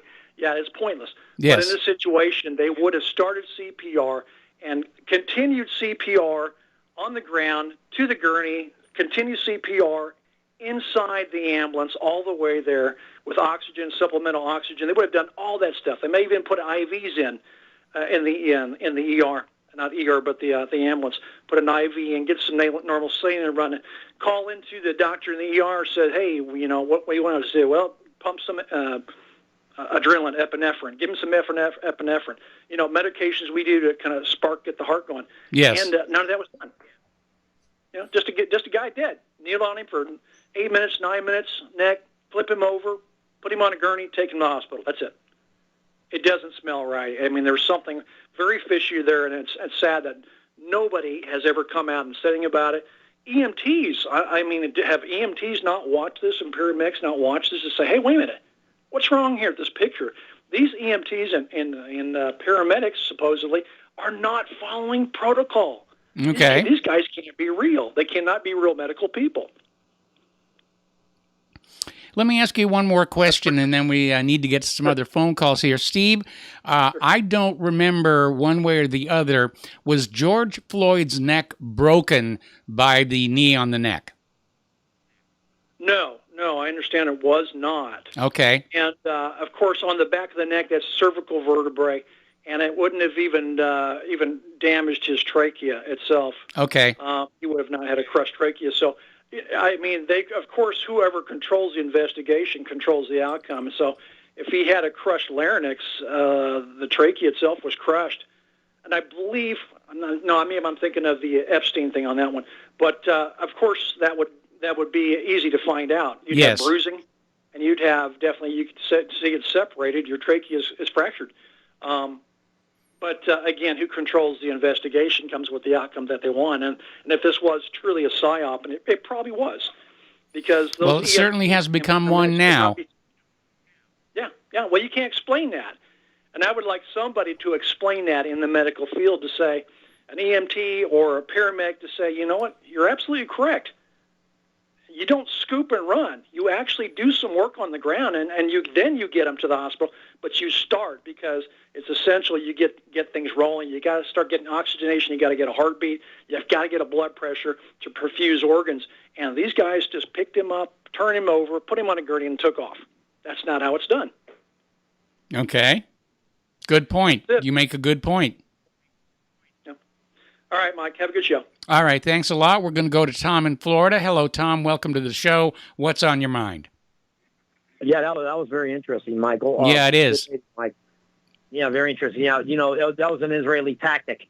The military Israeli tactic used that knee job. Yeah, I guess they taught it at the Minneapolis Police Department. But listen, Mike, I thought, today's Wednesday. I was going to ask you. I think I told you the other day about the Omega Man. Yes. Great movie. I wish you'd go watch it again, Mike, and actually see. I think they actually use it. The Omega Man. They must have. Some people must be sitting somewhere watching these old science fiction movies and getting all their cramming for their psyops they try to do. Well, do you remember the 3 Days of the Condor? Where Redford's character, all he did is he read books to look for plot ideas for the CIA. Exactly. Absolutely. There it was. 3 Days of the Condor. But listen, Mike, I'm going to tell you what's going on here in the Miami Herald. First off, the mask, the one-caller call from Arizona, the mask. Well, we have a thing called Mount Trashmore here in South Florida. Yes. It's almost as big as Mount Everest, actually. It seems like it. It's getting bigger by the day. And there's multiple millions of masks over there. They're not incinerating these masks. And I was thinking to myself, Mike, you know what? Let's talk about this. There's 1.5 billion people in China. What do they do with their masks? Do they incinerate them? Or do they have a giant mound where they just they turn them into methane fuel stations? What are they doing all the millions of masks and the germs that are flying around and all the birds flying all over the place, pooping and, eating the crap, and then the masks are mixed in with the food, and the birds fly over and they dump, their bird crap. And then, then we got a bigger pandemic going on. I mean, this is like, I don't know what's going on here, just Wuhan holy hoax, or whatever you want to call it. I mean, this is nuts to me. I mean, Mike, 1968, we had the Hong Kong flu. Nobody out of school. The kids, nobody wore masks. What the hell is going on here? Not all of a sudden, this is all, look, Mike, I'm going to tell you one thing. I want every one of your callers and you to listen to this. They took Donald Trump's golf tournament out of South Florida and moved it to Mexico. Why? Why? Because he was president of the United States? And by the way, so you guys know, I don't know if you play golf, Mike. Not for a long time. I don't know if any of the callers calling your show know what it is to be a scratch golfer. Do you have any idea what it takes to be a scratch golfer, Mike? Well, you can't be very good. I'm going to tell you what. A guy with a handicap of 16 is an excellent golfer. Yes. Donald Trump was carrying a handicap around 8 to 12. I think he's at 12, 14 now. At one time, Donald Trump had an 8 handicap.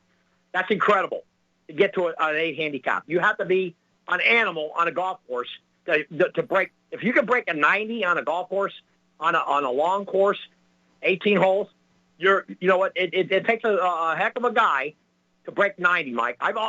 Sometimes when I was younger, I could break 84, 87. Okay, Tom, what point are you trying to make here with this? The point I'm making is Donald Trump is no dummy.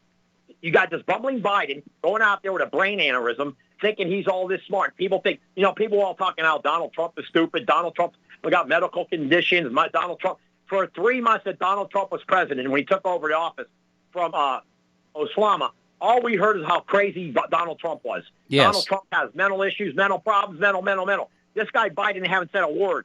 The mainstream media hasn't said a word about his mental condition. Yes. Okay? That's what I'm saying. You think this imbecile bumbling Biden could break 100 in golf?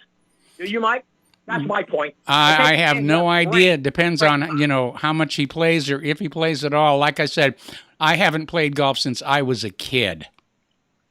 Okay, well, it's a tough game, Mike. It's not an easy game. You got to practice. There's a lot of practice. And no, I know what it takes to be playing golf. It's just I had better things to do with my life. Okay, I got you. But my point is, I understand that. But I guess what I was trying to say is the guy was he had a handicap, Trump, a scratch. But then I'm looking at, they took his beautiful golf course here in Miami, sitting idle for years now. They moved the main tournament here It used to be the Ford Championship, then they moved to all their other championships they had here. Now they moved it to Mexico, and that's the Mexico Open or Mexico some tournament, international Mexico tournament. And now Trump's out of office, and the course still sits idle. You know, people play it, of course. Beautiful, beautiful. The Doral course is beautiful, the Blue Monster. And it just sits idle because there's so much hatred for Donald Trump from the leftist, communist, Zionist media. Okay, it's disgraceful. Tom. It is always disgraceful, Mike. And Okay, Tom. Tom, I get your point. I get your point. I concede the point there, but I have to let you go because we're getting short on time, and we got a lot of callers waiting on the line. Thank you for the call. We're going to switch over to Jason in Tucson. Hello, Jason. Welcome to the show. What's on your mind? Hey, thanks, Mike. Just real quick, since Steve called in, I have been totally telling everyone that those EMTs that showed up were not EMTs. They didn't do, my sister's a head nurse. I've been trained in CPR for my whole life, ex-military, all that stuff. They didn't do any life-saving procedures at all. And also, they're in tan uniforms with gun belts. They're basically sheriffs with their badges removed and then their emblems removed. So, but the thing I want to tell Steve, if he's listening, if he think they killed him in the or whatever, no. There's a few moments of them loading him up where they show he's got no legs. So the one business in Milwaukee that was burnt to the ground that got all the attention, the 20 employees lost and he's on leave, what that guy did is he makes a life-sized or not life-sized, but lifelike human replicas for fire and police to practice on. There's a picture of him holding one of the top body size on a stand. It's literally George Floyd, people. I mean, okay. So the whole thing is so set up. That's a little eerie. Really call it. Yeah. I know. It's freaky, man, because they didn't, like I said, they have to do life-saving procedures. They have to put the blood pressure, the cuff. They have to do CPR. And they didn't do any of that. Yes. So anyway, the real point I was calling in for was the caller from a few times ago from Tucson about the mask stuff. I'm also in Tucson. I just a few hours ago got harassed by the manager at Safeway for not having a mask on because I've been going to that store for most of the time. The last few months haven't gone there a lot, but sometimes just want to run in and grab some stuff and not be harassed. It was actually not the management or the staff that had been harassing me. Yeah, well, around here, nobody harasses you about the masks. I mean, I walked into the supermarket the other day. I forgot to put my mask on. Nobody said anything. We're just all done with this thing. Anyway, listen, Jason, I got to let you go. We got to take a commercial break. We got callers waiting on the line. I'm going to try and get to all of you, and we'll be right back. I'm sorry, we're going to skip the break there, and we're going to go to Melissa in Maryland. Hello, Melissa. Welcome to the show. What's on your mind? Hey, hi there. Good afternoon. This is my wanted to make you aware of this as an observation. I'm not asking you to do anything about it, but I'm not going to volunteer this to the League of Women Voters because I don't want them dealing with it, and they probably won't be responsible about it. If there are candidates that are on the fence about being candidates, if they would be good candidates, good in elected office, but they're not convinced that they should file because they don't think they can handle it or they don't know whether they can handle it or not. We ought to have some kind of write-up about what each elected office is like, what it's got the authority to do, what the time commitment is, etc., what the duties are, etc., so that people will have an idea of what they're getting into and they'll know whether they can handle it or not, because I have a lot of difficulty finding people who are willing to file for office. And I am sympathetic to somebody saying to me that they don't want their life going to hell in a handbasket while they're in office. Yeah, I hear that a lot too. I mean, it's been suggested I run for public office, and looking at the behavior of people at all levels of government, it's just not for me. Oh, well, but I'm just saying that if there were an accurate write-up, from the smallest office up to the largest office, if there were an accurate write-up of what we were getting into, then we could get some more candidates out of that. But I don't want it to be on the League of Women Voters website. I want it to be on another website. And then, our well-intentioned candidates, could take it from there. Okay, well, that's a really good idea, and thank you for the phone call.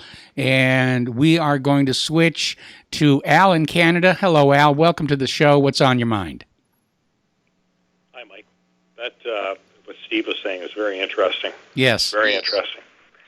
I never thought about it before because all you see is, what you think is police brutality. Some people see it as a race thing. I mean, there's all these different perspectives. Right? Yes. But I'm going to look into that. I sent you an address for a website. I'm not going to say the name of it, but they make luggage, right? Yes. It's very, very expensive. It's very high priced. Yes. And what I called you about was automation. Yes. That place, there's one of these places up here where I live. And I've been there, and I've worked on their machinery. And I'm going to tell you something. They have a couple of articulating arms, and like the robot, the Canadarm. You know the Canadarm? Yeah, the one that flew on the shuttle. Yeah. Well, they have that articulating arm at the end. Well, they have two of these, right? They're all over the place in the United States. Anyways, what they use this one for, this company, is to pick up sheets of aluminum off a stack, right? Mm-hmm. So these suction cups, and all they do is they move it onto like this roller belt system in order to go through the laser cutter, right? Yes. So that's what they use these things for in this particular instance. Now you think of people doing that and how many cuts they would get. Right? Well, it all depends. I mean, if they had handles with suction cups on them, like those safety handles you put in showers, they wouldn't get them. Now, don't get me wrong here. I really want people to have jobs so that they can go to the store and buy stuff. And I don't want to see American workers displaced by automation. I only made the comment that because of the presence and availability of the robots, the case for unionization is weaker. Well, the only way they're going to be able to automate anything is if it's repetitive. Yes. And humans shouldn't be doing that anyways because we tend to break down with this repetitive motion. Mm-hmm. A malady that I'm one of them. I mean, you keep doing these things over and over again and stressing your joints in a certain way, shape, or form. Yes. It's going to wear in that way. It's very fascinating to even think about it. But anyways, so this company here, Mike, these things are a fortune. Yes. After that, after the laser cutting, like they go into this press that, presses ribs into it. All those ribs is just to reinforce it. Yes. Right? Yes. It keeps it from actually bending, like ductwork, right? They'll put those cross ribs in it to keep it from rattling. Yes. All that jazz. You get all these what's the word I'm looking for? They're not held up or held in by anything, so they can flap in the wind, sort of like a sail. Yes. Right. So you do this in order to reinforce it. So anyway, after that, everything is man-made. Everything is hand-done. Okay, well, that's good. If you actually look at these things, okay. all the little ribbons Al, I hate to do this to you. on the machines. I hate to do this to you. We're really running out of time here, and I want to give Lauren in Ohio a chance to speak. What's on your mind? Lauren, are you there? Oh, yeah, it just beat me on. I'll go quickly. For that guy, the one that was talking about socialism and the good kind, there's no such form of good socialism. It's ungodly. If a man doesn't work, nor shall he eat. If you need help, you go to the church for charity. But we don't get to put laws in place whereby the group demands the fruit of another man's labor into the kitty in order to exist peacefully. There's no difference between the mafia saying, hey, give me some money and maybe your place won't get burned down. You know what I mean? Yeah, piece of the action. There's no difference between the government saying it or the mafia saying it. It corrupts our existence here. Each one of us has the opportunity grow and to build and to make something of ourselves. All right. And Lauren, on that thought, I'm going to have to cut you off because we are at the end of the program now. Thank you very much. My apology to those people waiting on hold who did not get on the air. Please try and call in again tomorrow. Stay tuned for John Stadmiller. I'm sure he's got lots of interesting things to share with you. Spread the word of Republic Broadcasting. Spread the word of whatreallyhappened.com. Please donate. We'll be back tomorrow. Aloha, America.